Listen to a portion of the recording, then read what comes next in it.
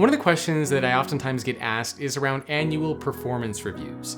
And to be honest, I am not a huge fan of annual performance reviews. In fact, a lot of people don't realize it, but the concept of annual performance reviews is around 100 years old, depending on the source that you look at.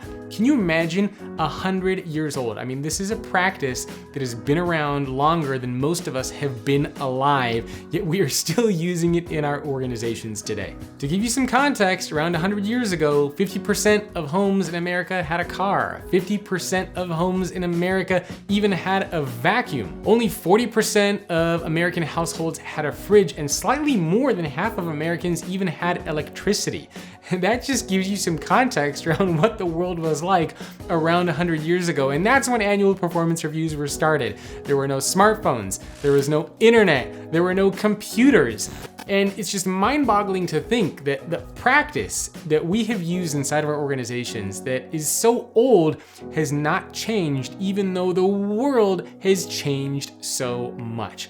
So I am not a huge fan of annual performance reviews, and that is actually for a couple reasons. Let me give you an analogy. Let's say that we are all a part of a soccer team and I am the coach.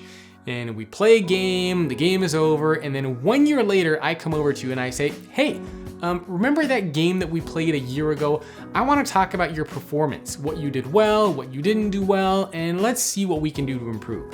Now, chances are you're probably thinking about what game that even was. You know, I don't remember that game. Who did we play again? Like, what happened?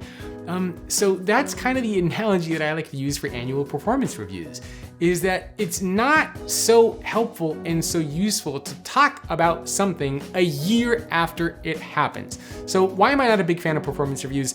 There are a couple of reasons, as I mentioned earlier. And let's start off with timeliness. And that's the soccer analogy. I'm much more in favor of real-time feedback. One-on-ones, having discussion, real-time when things happen. It's sort of like being in a relationship with somebody. If your spouse or significant other does something, you don't talk about it 6 months or a year down the road. You talk about it right then and there. It's specific, it's actionable, and it is around a particular thing that happened or a situation. That, I think, is so much more effective and beneficial for everybody instead of having to wait a year. Another problem with annual performance reviews is, to be honest, managers and HR teams don't like doing them, and employees don't like participating in them either. And it's kind of funny because basically what happens is for an entire year, the employee is basically supposed to stockpile ammunition, so to speak, before they go into this conversation. They have to keep track of everything that they did. And it's kind of a stressful, intense situation. It's a stressful, intense conversation that nobody likes to be a part of. So that's another reason why I'm not a huge fan of annual performance reviews. Another reason why I'm not a huge fan of annual performance reviews is they really don't do much to motivate, to engage, to inspire, to empower the people who are working with and for you.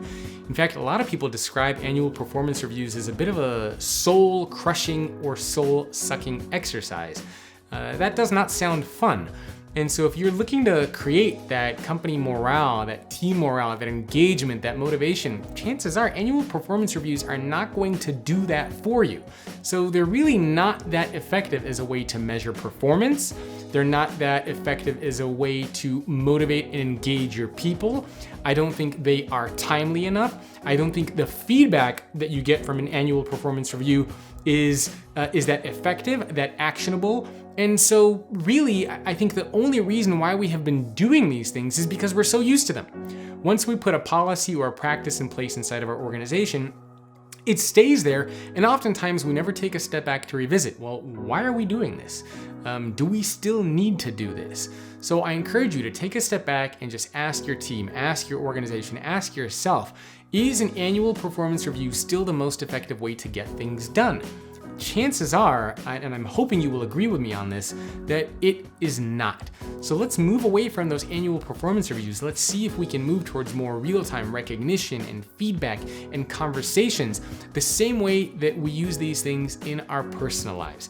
I mean, imagine if you had to give an annual performance review to your spouse or significant other. Chances are it really wouldn't go that well. So why should it be any different inside of our organizations? It shouldn't.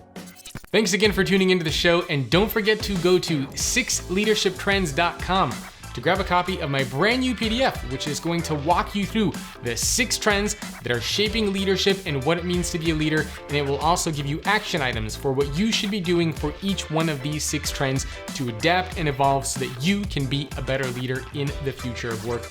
Again, that is 6leadershiptrends.com. You can either spell out the number 6 in the URL or just use the number 6 in the URL. They will both take you to the same place. Thanks again for tuning in.